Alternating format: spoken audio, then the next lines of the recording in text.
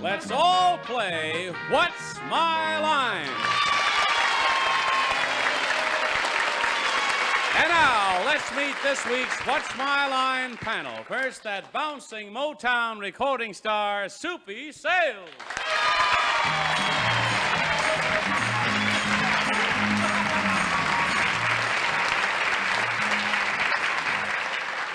There's an old show business expression that says, for every light on Broadway, Con Edison makes 20 cents. But here's a bright light on Broadway, Miss Anita Gillette.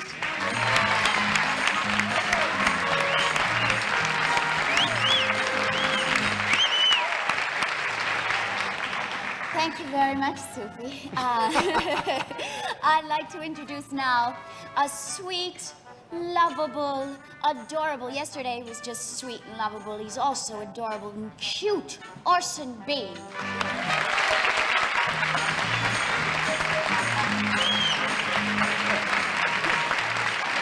Thank you. I'd like to present a young lady with whom I would gladly share a plate of milk toast any day of the week and twice on Sunday, Miss Arlene Francis.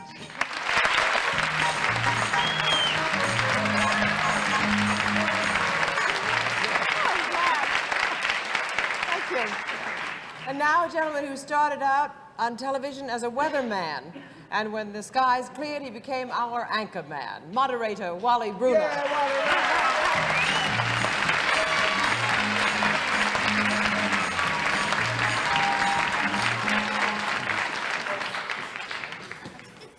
And I can, speak almost the same language in both jobs, because you can't be too positive being a weatherman either. So that's a very good qualification for doing What's My Line.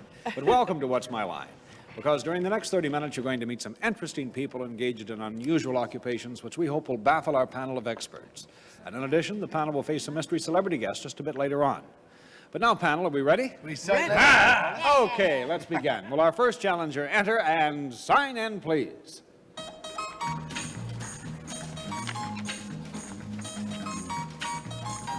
James Proco.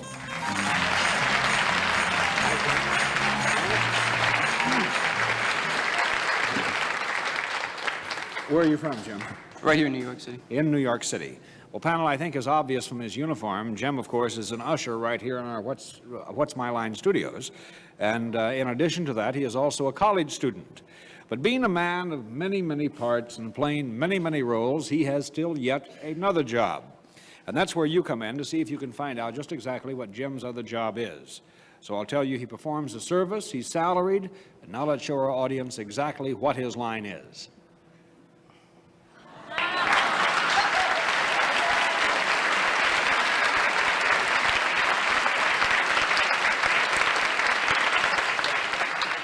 Remind you once again, he is salaried, deals in a service, and, well, how about Soupy? Let's begin with Soupy Sales. All right. Okay. As usual in the case of Jim, that when you're an usher at a studio, you're interested in... What? I said, usually when you're an usher at a theater in a studio, is it on? That you're interested in some phases of show business. This extra activity that you have, Jim, that's an extra job, does it have anything to do with show business? I think so. Maybe. I would say maybe in the very broadest sense, I would think in the very broadest sense it might have. He goes out on with the broads. very fringes of show business. We'll put it like that. That's beside the point, sir. Is there some phase of show business? On the fringe. On the show. fringe. He makes fringe for the costumes in cabaret. All right. Is it on the fringe? Is it something that has to do with some people in show business? No. No, that's one down. We go to Anita. Jim, would I like to use your service? Indirectly, you might, yes. Indirectly. Would Orson like to use your service? Indirectly also. Oh, I see. So it doesn't really matter whether it's a man or a woman. No. I see. When you perform your service, do people come to you for this service? Yes. They do come to you. Do you perform your service in a building, enclosure of some Yes. sort? Do you require any sort of uniform or a type garb other than your, regular street Yes. clothes? You do. Is your uniform? Wait a minute. Oh, what was I going to say? Oh, I had a whole line going. Oh, what am I going to say? Do you also do you use some kind of equipment when you perform this service, like a instrument or implement? No. No, I think that is a no. That's 2 down, Orson B. Mercy, the way I couldn't picture what the instrument could be. An instrument of torture, perhaps. Oh, I don't know. Now, when people come to you to have you perform this service for them, would they likely come all alone? No. They would come in a band. No. 3 Oh, down, mercy. Arlene. That's not fair. Oh, so you deal with groups of people when you do this service? Well, let's say more than one. Uh-huh. Yes. Do you instruct in any way? No, it's not part of the job. Whoops, small conference. Oops, oops, oops. I think that where there may be a degree of advice given to the people that come for this particular service, we could really not say that he does give a degree of instruction. So I'll concur with our challenger and say that a no is correct. That's 4 down, and we go to Soupy Sales. This service that you provide, Jim, do you deal with any other groups other than people in this service? No. No, that's 5 down. I need a Gillette. When you perform your service in a building where you perform it, these groups of people hire you to take them around a building for any reason? No, that's 6 down, Orson. I want to pursue a thought. The group of people that might come to you, is that a small group? You mean small in number? Small in number? I mean, might it be 2? Yes. Would it be 2? Not necessarily. No, not necessarily. No. Then I'm not thinking of the right thing. I hope. All right, now, when this little group comes to you and seeks you out, you're wearing something. I assume it would help me to find out what you have on, right? Yes. Are you fully clad? Yes. Thank goodness. All right. Otherwise, you know, the group could run flying out of the room. All right, now, what you're wearing, could it be a suit like what you have with maybe just something changed about it? Like he has with something No. changed? No. That's 7 down, Arlene. Is there anything athletic about what you No. advise? No, that's 8 down. Soupy, 15 seconds. In your job, Jim, do you ever move around? I mean, maybe go up and down? No. Reportedly so. Whoops, small conference. I didn't know what the hell. You might Well, let's say that allegedly, in this particular job, that he may well have his ups and downs, allegedly. And this takes place in a building? Yes. Do you ever have to touch anything in your job, say, to go from up to down? Like a knob or a handle or a door? Or a button? I think time's up. I'm going I to think flip he's an all the... elephant. The only thing that I can think of that, allegedly that he touches is the side of his nose when he goes up and down chimneys. Because meet Santa Claus.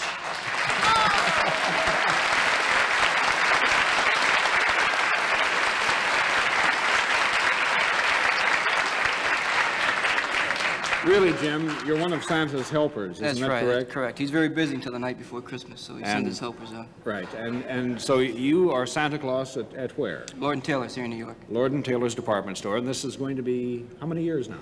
This will be the 2nd year I've done it. 2nd year that he has become Santa Claus. You know, you really don't look like it. You look very young, and your voice isn't very deep. How do you manage it? Well, I had to, talk from way down You here. project With the from way down costume and here. everything, it helps. You know, we have some pictures showing Jim at work, so if we could take a look, you can see just how excellent the transformation is. Look at that. If that doesn't look like the real thing.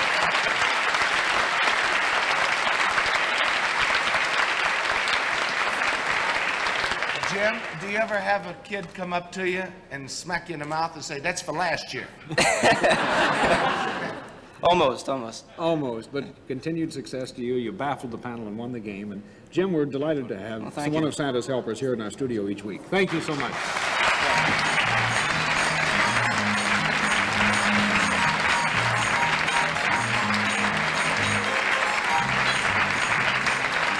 We'll be back to meet another challenger as What's My Line continues.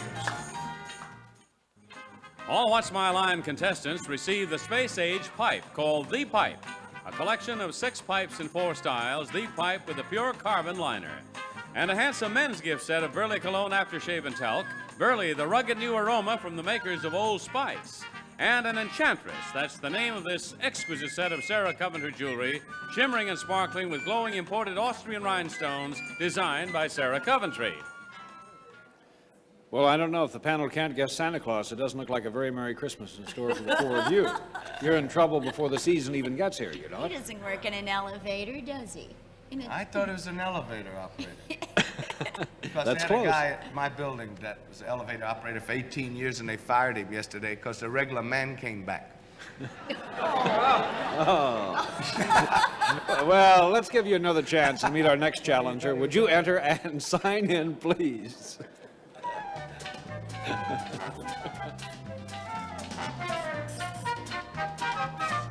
Charlotte Drury.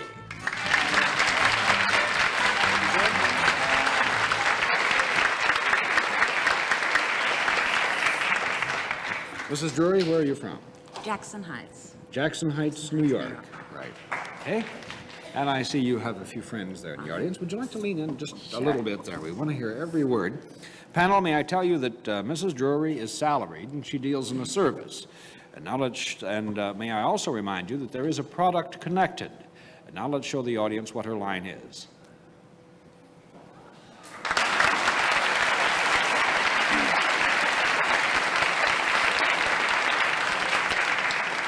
May I remind you again, she is salaried, deals in a product, and let's begin with Arlene. Is it a service that I might use? Yes. Is it a service that requires some dexterity? You mean for you to use it? Yes, or for her to give it to me, as it were. Specialized. Well, I think where there may well be a degree of specialization, remember that it is a product. It is a product connected to this particular service. And I think the service itself, we must try to pursue what the product is, I think would be the simplest way right. of arriving at this particular occupation.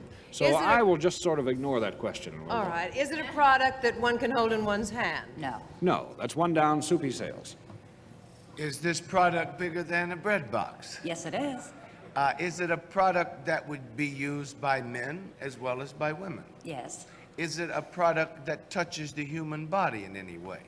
No. Whoops, small conference. Partially. I would say that when this particular product is in use, it would certainly come in contact with some part of the human body. But All right. Is this product used in, say, in the home? No. that's two down, and we go to Anita. Ah, it is not used in the home. Is it used in or near water? Yes. In or near water? Yes. Yes, It is used in or near water. Is it much larger than a bread box? Yes, it is. Much larger. Much larger than a bread box. Would it be some sort of boat or something like Yes, that? it would. It would be. Yes. And this is the product that you use in your service, is a boat, right? Yes. Do you operate this boat in any way? No. I guess that's. Do you do something to this boat? Small conference. Ooh. Well, the boat is the product that is connected, and in this particular case, Mrs. Drury says that she has nothing to do Nothing to do with. operating. What we need to know is what Is exactly she has to does. do So with I'm that going to have to boat. give you a no on Oh, that I one, see. Anita, and go on to well, Orson. Orson, it's all yours. Yes. Now, do you instruct in some way? No. No, that's four down. Arlene? Are these boats large enough to carry more than 2 or 3 passengers? Sometimes. Is it possible that these boats are decorated in some special way by you? No. No, that's five down. Soupy. Well, how many different kind of boats are dinghies? Is it in the dinghy line? I'm pretty dingy today myself. A dinghy isn't a big boat. That's a small boat. Yes, it is. The boat, then do you sell a boat? No. Sell? No. That's six down. Anita. Do you have anything to do with possibly arranging trips for people on boats? Yes, I do. I see. Are you a sort of travel agent or book a particular cruise or something on boats? Panel, You, yes. Circle line. Is it the line that goes around the Manhattan? No. Oh. Or I'm is gonna it have to a flip all the Mediterranean cards. cruise, You're a Caribbean very cruise, close. the Queen Elizabeth, the Queen Mary, or She whatever. rents yachts. Christine. Rents yachts. She rents yachts.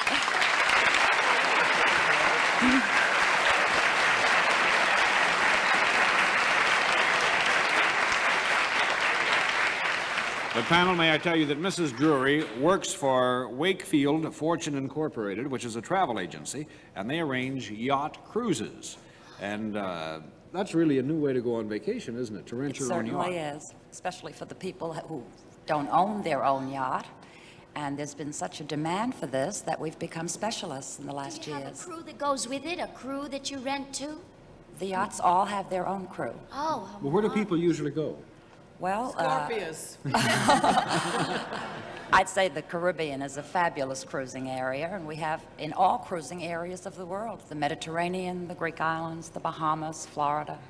Well, listen, if the five of us wanted to go on a trip, what is the smallest boat we could rent from you? Well, one of the small ones would be a 54-foot yawl. We have a picture of that, I think, don't we? There it is. Comes Oh, with with, sails unfurled, and it looks glorious. she's just beautiful, and it would run for the party of 6, $206 per person, all inclusive for the week. That includes food and That everything? includes 3 meals daily. Well, what if we all wanted inclusive. something a little larger? Well, we have a 212-foot power yacht on the Mediterranean that I think is absolutely magnificent. Crew of 28. We'll take the whole studio audience. But how much is...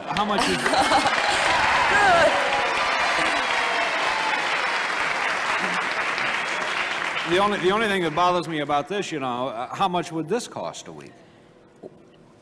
Well, with 28 crew members and a party of 12, this yacht would, all-inclusive, $12,000 for the week. And we have 12,000 a week, and we have a shot of the interior, look, with fireplace, and it looks like one of the more elegant hotels here in New York City. But thank you so much, Mrs. Drury. We enjoyed having you on What's My Line.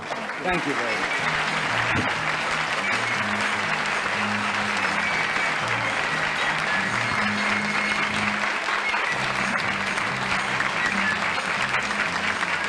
We'll be back to meet our mystery guest as What's My Line continues.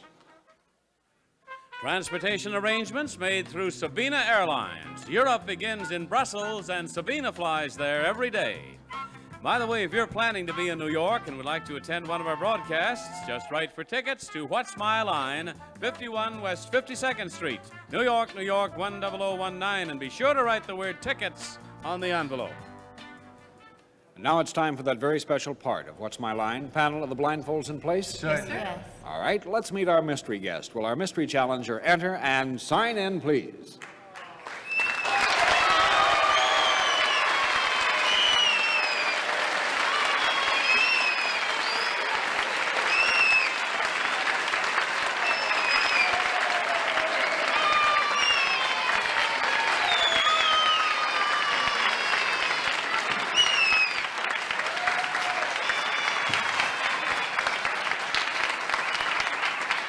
Well, I don't think there's any question about our mystery guest having arrived and is now seated beside me. I remind you, panel, I'll give you, it's one question at a time, and I'll give you 2 minutes to try and establish our mystery guest's identity.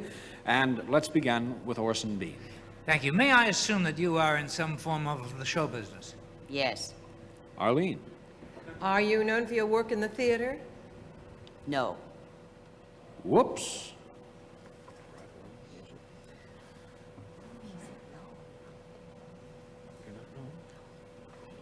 Everybody go? All right, small conference. Let me say this, that I think that while our mystery challenger certainly answered according to her beliefs, that there is a degree of familiarity by the general public with her particular performances in the theater. However, she may primarily be best known for her activities in another field. Soupy. You bet. Would this other activity be in the field of motion pictures? Yes. Anita. Do you live in this city? Most of the time, I mean? I don't know where you lived. You can't look at me. I would say that I think that our mystery guest I mean, do you... in the particular business that she is in, finds herself in this particular city a great deal of the time, but not Yes. saying that it is a permanent establishment see. here. Orson, Do 30 you- seconds. Are you also working on television? No. Not at the particular moment. Arlene. Are you a singer? Yes. Soupy. Did you get your reputation in the motion pictures by being in musicals? Yes. Anita.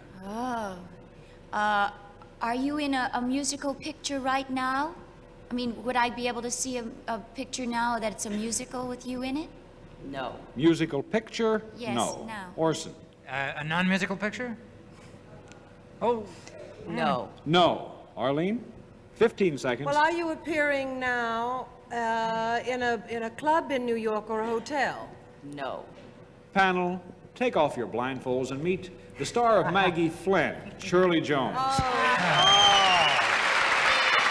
I'm so pleased. Shirley, never in my life have I heard someone that is starring on Broadway in what is supposed to be a big hit musical, and they say, "Are you known for your work in the theater?" And they say, "No." Well, I was thinking of the past. Actually, this is my first show, you know. What a way to start. So, I think my answer was That was correct. a very bad clue, Shirley. But Shirley Jones, continued success to you, Thank Maggie you. Flynn, and I haven't seen it, but I want you just as soon as I possibly can. Please do. And I thank think you you'll for being enjoy here. it. so Thank you. I enjoyed it very much. much. Shirley Jones.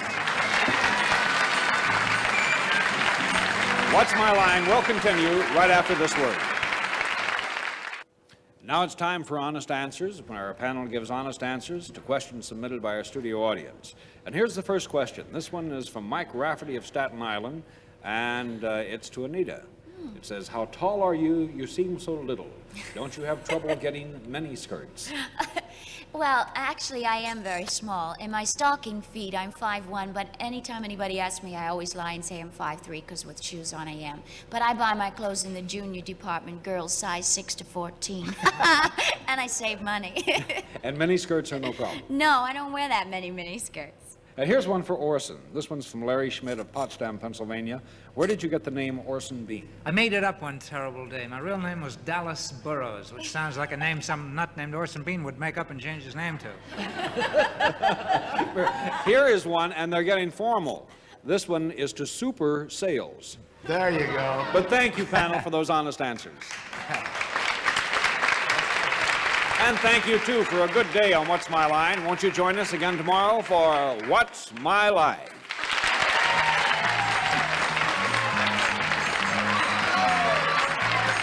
What's My Line is a Mark Goodson, Bill Todman production. This is Johnny Olson speaking.